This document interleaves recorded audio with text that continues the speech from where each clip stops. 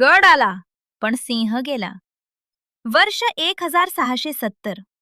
सह्याद्रीच्या कुशीत एक असा रणसंग्राम घडला, ज्याने इतिहासाची पानं रक्ताने लिहिली गेली.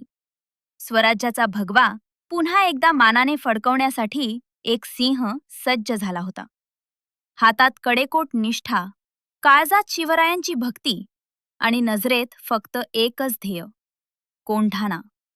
आधी लगीन कोंढाण्याचं, मग माझ्या रायबाचं, असं ठणकावून सांगणारा तो स्वराज्याचा बुलंद कणा, सुभेदार तानाजी मालुसरे. भर मध्यरात्री काळोखाला चिरत घोरपडीच्या साहाय्याने कडा चढणारे ते 300 मावळे आणि त्यांचं नेतृत्व करणारा तो अजेय योद्धा. समोर उदयभानसारखा महाकाय शत्रू असला तरी तानाजींच्या तलवारीला फक्त विजयाचीच भाषा ठाऊक होती. ढाल तुटली तरी हाताला उपर्ण गुंडाळून लढणारा हा वीर मरेपर्यंत हटला नाही. स्वतःच्या प्राणांची आहुती दिली, पण गड जिंकूनच श्वास सोडला.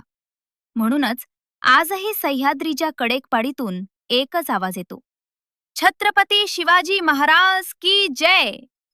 सुभेदार तानाजी मालुसरे यांचा विजय असो.